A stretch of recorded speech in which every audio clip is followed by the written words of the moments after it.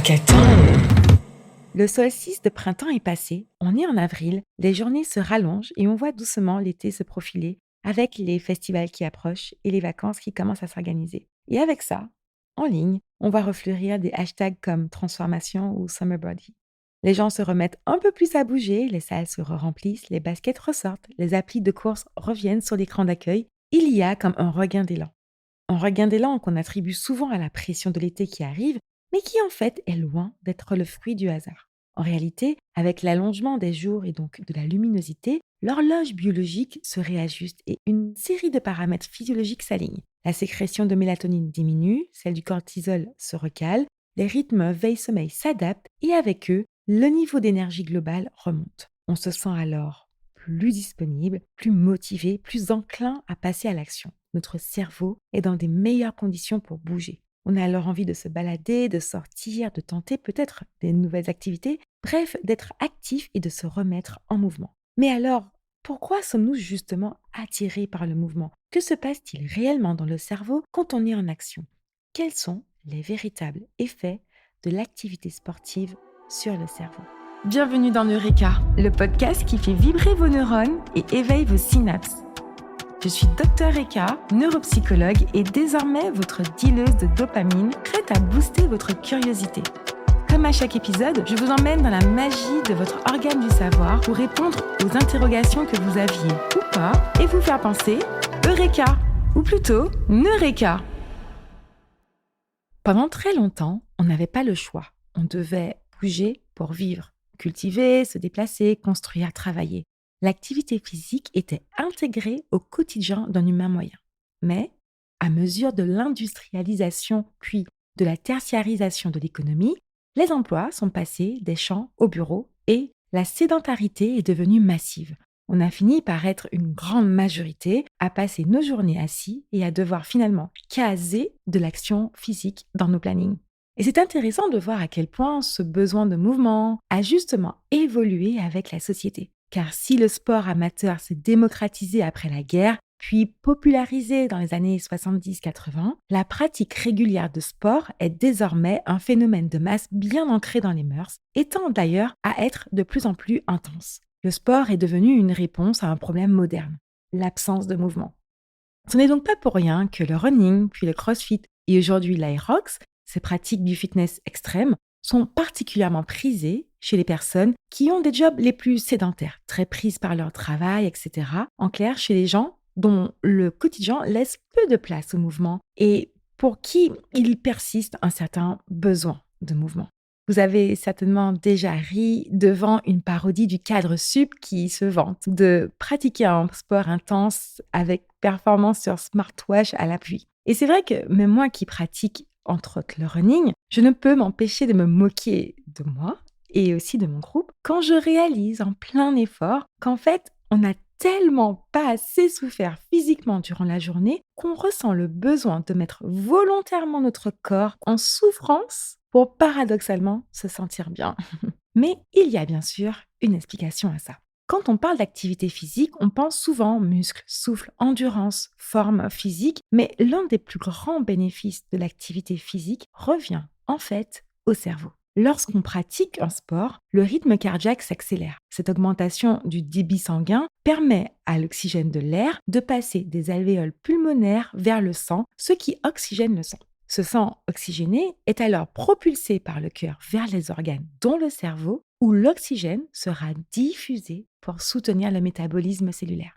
Autrement dit, avec l'activité physique, non seulement le débit sanguin cérébral augmente, ce qui booste l'apport en glucose, mais l'oxygénation du cerveau s'améliore, ce qui facilite le fonctionnement cérébral, car les neurones ont vitalement besoin de cet oxygène et de ce glucose pour opérer. Et cette amélioration des apports énergétiques a des conséquences directes sur l'activité neurochimique du cerveau. En effet, une bonne oxygénation du cerveau favorisera la libération de neurotransmetteurs clés, dont votre chouchou la dopamine, mais aussi la sérotonine, d'endorphines, etc., qui seront responsables des sensations ressenties durant et après l'effort. Les endorphines, pour commencer, molécules proches de la morphine, agissent comme des antalgiques naturels, en se fixant sur les récepteurs opioïdes du cerveau, ce qui diminue la perception de la douleur sur l'instant et participe à une sensation globale d'apaisement après. La sérotonine, de son côté, connue comme l'hormone du bonheur, se fixe dans le système limbique, centre des émotions, et plus particulièrement dans l'amygdale, dont je vous ai beaucoup parlé dans l'épisode 17 de Neureka, qui est généralement impliquée dans la peur et l'anxiété. Grâce à cela, l'activité des circuits neuronaux liés aux émotions est stabilisée, ce qui réduit la réactivité émotionnelle et favorise une sensation de calme après l'effort.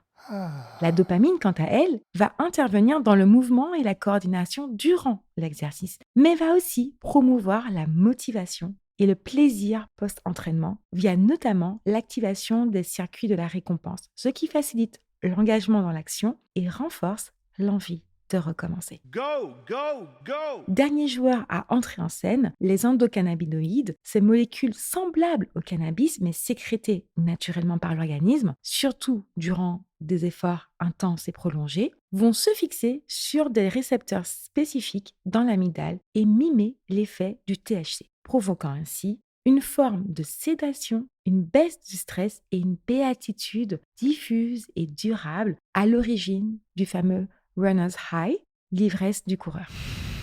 C'est donc ce cocktail neurochimique qui explique ce coup de boost, cette sensation d'euphorie, de relaxation, de satisfaction souvent ressentie après une bonne séance de sport et qui participe à rendre parfois le sport addictif. Mais le gros plus, c'est que ce bénéfice se prolonge bien au-delà de la séance et particulièrement si la pratique sportive est répétée. En effet, l'effort active temporairement le système de stress dû à l'intensité du mouvement en cours, ce qui génère une libération de cortisol. Mais à force de répétition de cette pratique du sport, le cerveau apprend à mieux réguler ses pics de cortisol et devient plus efficace pour les réguler, dans le contexte du sport comme dans le quotidien. En parallèle de ça, l'amygdale apprend, entre guillemets, à être aussi moins réactive, ce qui, à long terme, réduit la survenue de sensations anxieuses et stabilise l'humeur avec l'aide de la dopamine et de la sérotonine. En gros, la pratique d'exercice physique apaise le mental à court terme et joue à long terme un effet antidépresseur naturel. Et ces effets ne s'arrêtent même pas là.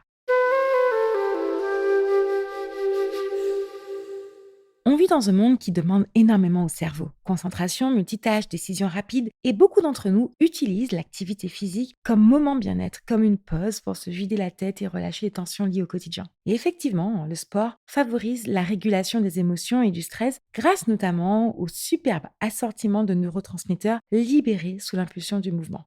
En augmentant l'irrigation sanguine du cerveau, l'activité physique déclenche effectivement la libération en cascade de neurotransmetteurs bénéfiques, mais elle actionne aussi la production d'une molécule centrale dans le fonctionnement cérébral, le Brain Derived Neurotrophic Factor, ou BDNF pour les intimes, qui agit un peu comme un fertilisant pour le cerveau. Cette protéine neurotrophique est capitale car elle a un rôle non seulement de protéger les neurones existants et renforcer leur connexion, mais aussi et surtout de favoriser la neurogénèse, c'est-à-dire la formation de nouveaux neurones qui contribuent à la neuroplasticité, en d'autres termes, à la capacité du cerveau à se réorganiser.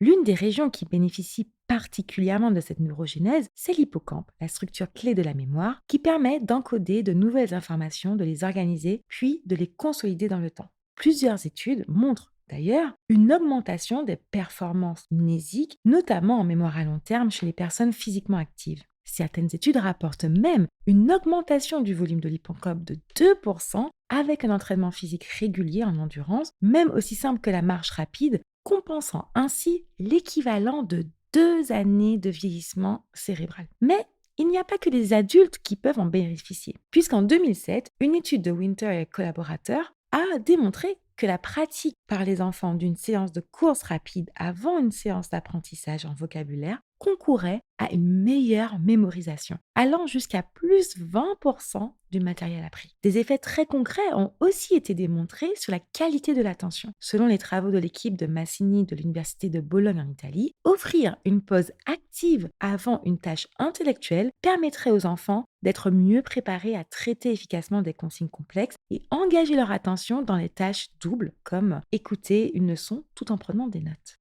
Et cela paraît totalement cohérent car quand on bouge, on mobilise le corps, certes, mais on sollicite aussi l'orientation, la coordination, la vigilance, la perception de l'espace, le timing, etc.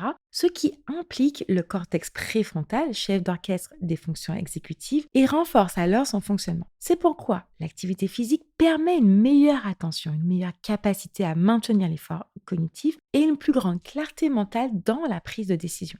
En gros, quand on bouge régulièrement, on crée un terrain plus favorable pour mieux traiter l'information, s'adapter à des nouvelles situations, apprendre, retenir et penser avec plus de clarté. Et cela ne nécessite pas forcément des transformations majeures. Même des séances modérées mais régulières améliorent de façon mesurable les fonctions cognitives. Et ce bénéfice n'est pas seulement immédiat, car il s'étire aussi dans le temps. Parce qu'en stimulant la plasticité cérébrale, en maintenant une bonne vascularisation et en réduisant certains processus inflammatoires, l'activité physique va participer également à la construction de ce qu'on appelle la réserve cognitive. La réserve cognitive, c'est en quelque sorte la capacité du cerveau à résister aux effets du vieillissement et aux éventuelles atteintes cérébrales qui apparaissent au fil du temps sans que cela ne se traduise immédiatement par des symptômes. Autrement dit, plus on est actif, plus cette réserve cognitive est importante et plus le cerveau est résilient, ce qui prévient significativement le déclin cognitif typique des démences telles qu'on connaît dans la maladie d'Alzheimer. Néanmoins, pour que l'activité sportive soit réellement bénéfique, elle doit absolument s'inscrire dans une pratique qui n'est pas délétère.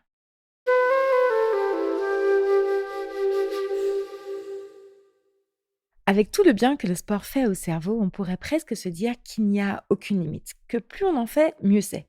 Mais, comme disait ma grand-mère, excès en tout nuit. Ce qui est bénéfique à dose limitée peut devenir problématique quand on pousse trop loin. Pour plusieurs raisons, le sport active les circuits de la récompense. La libération de dopamine, d'endorphines, d'endocannabinoïdes crée une sensation de plaisir, de relaxation et même une forme d'euphorie.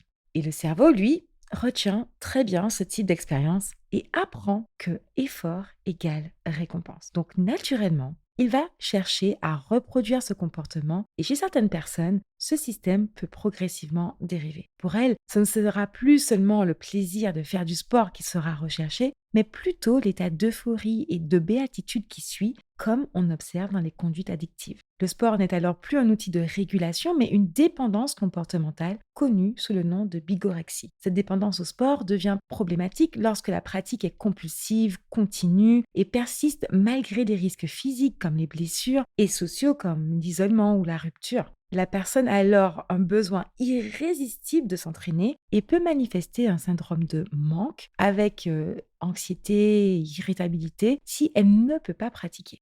À partir de ce moment-là, on ne bouge plus pour se sentir bien, on bouge pour éviter de se sentir mal. Et sur le plan neurobiologique, cela s'explique très bien. En fait, à force de stimuler les circuits dopaminergiques, le cerveau s'adapte, il devient moins sensible à la même quantité de stimulation et développe une forme de tolérance. Résultat, comme dans les addictions, il lui faut plus longtemps et plus intensément pour obtenir les mêmes effets. Et c'est souvent comme ça qu'on glisse vers le surentraînement. Le problème, c'est que, contrairement à ce qu'on imagine, plus d'entraînement ne veut pas dire plus de bénéfices. À un certain point, c'est même l'inverse. Le surentraînement maintient le corps dans un état de stress chronique avec une augmentation prolongée du cortisol et une fatigue du système nerveux qui perturbera le sommeil et affaiblira la récupération. Exactement l'inverse de ce qu'on était venu chercher au départ. Une étude menée en 2019 par l'équipe de Mathias Pessiglione de l'Institut du cerveau montre qu'un excès d'activité sportive, tout comme un excès de travail intellectuel, altère à terme le contrôle cognitif à cause d'une activité réduite du cortex préfrontal. Cela peut alors se traduire par une irritabilité, une baisse de la motivation, des troubles de la concentration, une fatigue mentale persistante et des décisions impulsives privilégiant toujours la gratification au court terme plutôt que les buts à long terme. C'est typiquement ce qui peut entraîner une prise de risque plus accrue et une course à la surperformance, particulièrement dans les pratiques où le dépassement de soi est un principe central. Et à la clé, on se retrouve avec de la frustration, de la culpabilité et fatalement la perte du plaisir initialement trouvé dans le sport. Mais il n'y a pas que ça. Certaines pratiques sportives comportent des risques. Les sports de contact comme le rugby ou la boxe expose les pratiquants à des chocs répétés à la tête, créant des micro-lésions. Ces impacts, parfois minimes, peuvent avoir des conséquences à long terme sur le fonctionnement cérébral lorsqu'ils sont cumulés et causer indirectement des syndromes comme l'encéphalopathie traumatique chronique, autrefois appelée démence pugilistique liée à l'accumulation de commotions cérébrales. Et pour cause, avec le temps et l'accumulation de ces micro-lésions cérébrales, une protéine anormale, la protéine Tau, s'accumulera dans le tissu cérébral et provoquera la mort progressive de neurones qui entraîne la perte de mémoire, la difficulté de concentration, des troubles du jugement, de l'agressivité, de l'irritabilité, de l'impulsivité et à terme, une démence. Ce sont d'ailleurs les symptômes rapportés par le célèbre rugbyman Sébastien Chabal, qui aujourd'hui ne garde aucun souvenir de ses 62 sélections et matchs professionnels, en oubliant parfois même y avoir joué, nous rappelant que même les plus grands sportifs ne sont pas épargnés.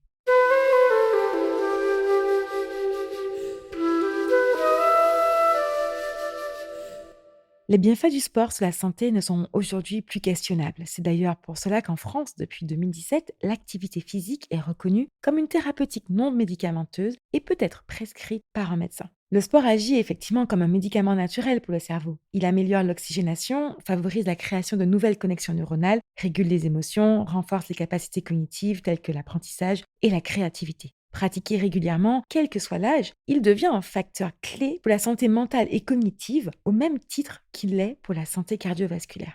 Mais il ne s'agit pas non plus d'ajouter une pression de plus sur le corps, car dès que le sport devient une source de stress supplémentaire, on passe à côté de ce qui fait justement son intérêt. Pour éviter cela, il suffit de se rappeler que ces bienfaits ne passent pas nécessairement par des séances intenses, des objectifs extrêmes et des performances impressionnantes. Dans des vies très rythmées entre travail, écran et contraintes personnelles, l'enjeu ne doit pas absolument être de trouver du temps pour le sport, mais d'essayer de rester actif autant que possible. Monter les escaliers, marcher entre deux rendez-vous, privilégier des activités actives plutôt que passives sont déjà de très bons moyens pour réinjecter du mouvement là où il n'y en a pas. En gardant cela en tête, on se rappelle qu'on peut faire du sport pour se sculpter, pour se défouler, mais aussi juste parce que notre cerveau en a besoin pour mieux réguler le stress, pour mieux penser, pour mieux traverser le temps et pour mieux veiller aussi. Et dans les moments où le mental est plus fragile, où la charge cognitive est trop forte, où le stress est présent, le mouvement peut être un bon point d'appui, un levier simple et accessible qui permet d'atteindre une forme d'équilibre. Car la pratique sportive est un catalyseur puissant pour développer notre capacité à nous réguler, à tenir, à nous adapter, à rester engagés malgré l'inconfort, à traverser la fatigue, à tolérer la douleur. En somme, à devenir plus résilient. En fin de compte, avec le sport, on s'offre un entraînement du corps, mais aussi de l'esprit. Voilà, c'est l'heure de se déconnecter. Merci en Shai d'avoir été des nôtres. Si vous avez aimé cet épisode, si cet épisode vous a autant intrigué que fasciné, exprimez-vous en commentaire. Offrez-nous 5 étoiles et partagez autour de vous. Et puis tant qu'à faire, pour ne plus rien rater de Neureka, suivez-nous sur les réseaux sociaux et ajoutez-nous en favoris sur Spotify, Apple Podcasts, Deezer, Podcast Addict et maintenant Angami pour ceux qui, comme moi, sont au Moyen-Orient. Au Pakistan,